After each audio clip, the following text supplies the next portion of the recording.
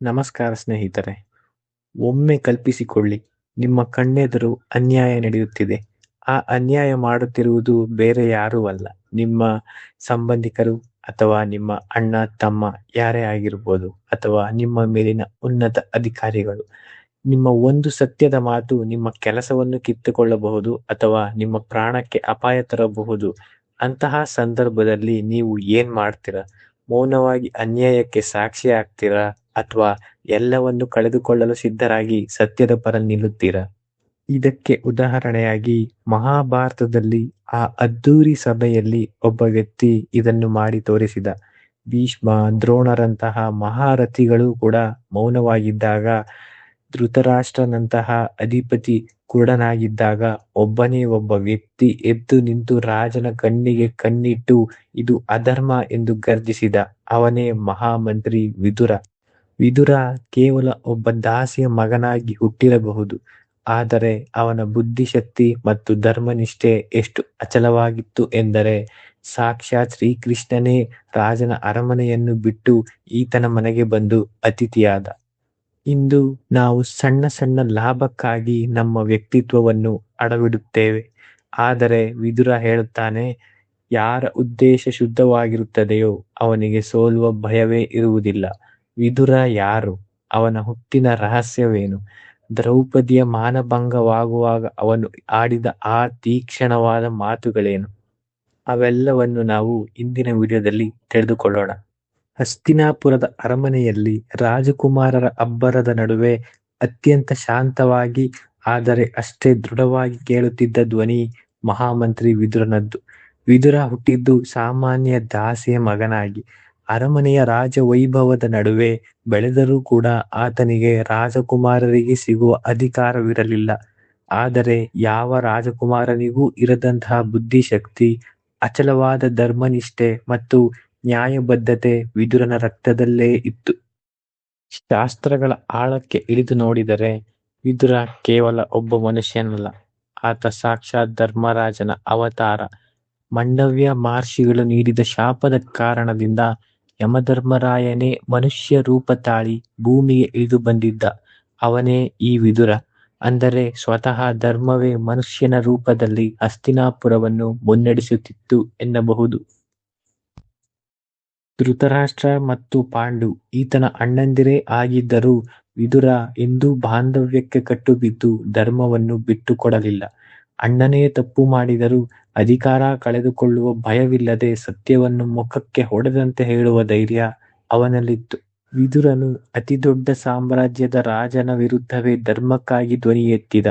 ಸ್ಥಾನಮಾನಗಳಿಗಿಂತಲೂ ಸತ್ಯವೇ ದೊಡ್ಡದು ಎಂದು ಬದುಕಿ ತೋರಿಸಿದ ವಿದುರನ ಈ ಗುಣವೇ ಅವನನ್ನು ಮಹಾಭಾರತದ ಅತ್ಯಂತ ಶ್ರೇಷ್ಠ ಚೇತನವನ್ನಾಗಿ ಮಾಡಿದೆ. ಹಸ್ತಿನಾಪುರದ ಅರಮನೆಯಲ್ಲಿ ಅಧರ್ಮದ ಅಲೆಗಳು ಎದ್ದಾಗಲೆಲ್ಲ ಅದಕ್ಕೆ ಬಂಡೆಯಂತೆ ಅಡ್ಡವಾಗಿ ನಿಂತವನು ಮಹಾಮಂತ್ರಿ ವಿದುರ.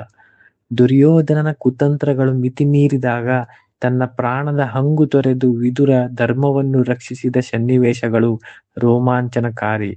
ಇದಕ್ಕೆ ಮೊದಲ ಸಾಕ್ಷಿ ಲಕ್ಷಾಗೃಹದ ಪಿತೂರಿ. ಕಾಡಿಗೆ ಬೆಂಕಿ ಬಿದ್ದಾಗ ಬಿಲದ ಒಳಗಿರುವ ಪ್ರಾಣಿ ಮಾತ್ರ ಬದುಕಲು ಸಾಧ್ಯ.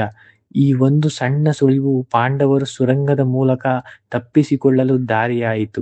ಅಲ್ಲಿ ವಿದುರ ತನ್ನ ಕುಲದ ರಹಸ್ಯಕ್ಕಿಂತ ಧರ್ಮದ ರಕ್ಷಣೆಯೇ ದೊಡ್ಡದು ಎಂದು ಸಾಬೀತುಪಡಿಸಿದ. ಪಾಂಡವರನ್ನು ಜೀವಂತವಾಗಿ ಸುಡಲು ದುರ್ಯೋಧನ ಮೇಣದ ಅರಮನೆಯನ್ನು ನಿರ್ಮಿಸಿದಾಗ ಆ ರಹಸ್ಯವನ್ನು ಪತ್ತೆ ಹಚ್ಚಿದವನೇ ವಿದುರನು. ಯಾರೂ ಗುರುತಿಸಲಾಗದ ಮ್ಲೇಚ್ಛ ಭಾಷೆಯಲ್ಲಿ ಆತ ಧರ್ಮರಾಯನಿಗೆ ಒಂದು ಸಾಂಕೇತಿಕ ಎಚ್ಚರಿಕೆ ನೀಡುತ್ತಾನೆ. ಇನ್ನು ಇಡೀ ಮನುಕುಲವೇ ತಲೆ ತಗ್ಗಿಸುವಂತಹ ದ್ಯೂತ ಸಭೆಯ ಪ್ರಸಂಗ. ದ್ರೌಪದಿಯ ವಸ್ತ್ರಾಪಹರಣ ನಡೆಯುತ್ತಿದ್ದಾಗ ಭೀಷ್ಮ, ದ್ರೋಣರಂತಹ ಮಹಾರಥಿಗಳು ಮೌನಕ್ಕೆ ಶರಣಾಗಿದ್ದರು. ಆದರೆ ಈ ಇಡೀ ಸಭೆಯಲ್ಲಿ ಸಿಂಹದಂತೆ ಗರ್ಜಿಸಿದ ಏಕೈಕ ಧ್ವನಿ ಅದು ವಿದುರನದ್ದು.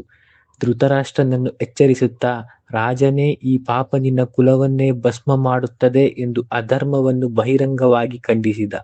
ದುರ್ಯೋಧನನನ್ನು ಅವನ ಮುಖಕ್ಕೆ ನೇರವಾಗಿ ನೀಚ ಎಂದು ಕರೆಯುವ ಧೈರ್ಯ ತೋರಿಸಿದವನು ಈ ವಿದುರನು ಮಾತ್ರ. ವಿದುರನ ನಿಸ್ವಾರ್ಥ ಭಕ್ತಿಗೆ ಸಾಕ್ಷಿಯಾದದ್ದು ಕೃಷ್ಣನ ರಾಯಭಾರ. ಶಾಂತಿದೂತನಾಗಿ ಬಂದ ಕೃಷ್ಣನಿಗೆ ದುರ್ಯೋಧನ ಅದ್ದೂರಿ ಭೋಜನದ ಆಮಿಷ ಒಡ್ಡಿದಾಗ ಕೃಷ್ಣನು ಅದನ್ನು ನಿರಾಕರಿಸುತ್ತಾನೆ.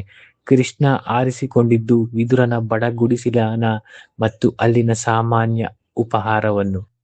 ಹಸ್ತಿನಾಪುರದ ವಿನಾಶದ ಮುನ್ಸೂಚನೆ ಸಿಕ್ಕಾಗಲೆಲ್ಲ ವಿದುರನು ಧೃತರಾಷ್ಟ್ರನಿಗೆ ಅತ್ಯಂತ ಕಟು ಸತ್ಯವನ್ನು ಹೇಳುತ್ತಿದ್ದನು. ಅಂತಹ ಒಂದು ಸನ್ನಿವೇಶದಲ್ಲಿ ವಿದುರನು ಶ್ರೇಷ್ಠವಾದ ಒಂದು ನೀತಿಯನ್ನು ಸಾರುತ್ತಾನೆ. ಅದುವೇ ತ್ಯಜೇದೇಕಂ ಕುಲಸ್ಯಾರ್ಥೇ ಗ್ರಾಮಸ್ಯಾರ್ಥೇ ಕುಲಂ ತ್ಯಜೇತ್. ಇದರ ಅರ್ಥ ಬಹಳ ಆಳವಾದುದು. ಒಂದು ಕುಲದ ಒಳಿತಿಗಾಗಿ ಒಬ್ಬ ವ್ಯಕ್ತಿಯನ್ನು ತ್ಯಜಿಸಬೇಕಾಗಿ ಬಂದಲ್ಲಿ ಆತ ಹಿಂಜರಿಯಬಾರದು. ಒಂದು ಗ್ರಾಮದ ಉದ್ಧಾರಕ್ಕಾಗಿ ಒಂದು ಕುಟುಂಬವನ್ನೇ ತ್ಯಜಿಸಬೇಕಾದರೆ ಅದಕ್ಕೆ ಸಿದ್ಧವಿರಬೇಕು. ವಿದುರನು ಧೃತರಾಷ್ಟ್ರನ ಕಣ್ಣಿಗೆ ಕಣ್ಣಿಟ್ಟು ಹೇಳುತ್ತಾನೆ, ರಾಜನೇ, ಧರ್ಮದ ರಕ್ಷಣೆಗಾಗಿ ಮತ್ತು ಇಡೀ ಕುರುಕುಲದ ಹಿತಕ್ಕಾಗಿ ಅಧರ್ಮದ ಹಾದಿ ಹಿಡಿದಿರುವ ನೀನು ನಿನ್ನ ಪುತ್ರರನ್ನೇ ತ್ಯಜಿಸಲು ನೀನು ಸಿದ್ಧನಾಗಬೇಕು ಎಂದು ಹೇಳುತ್ತಾನೆ.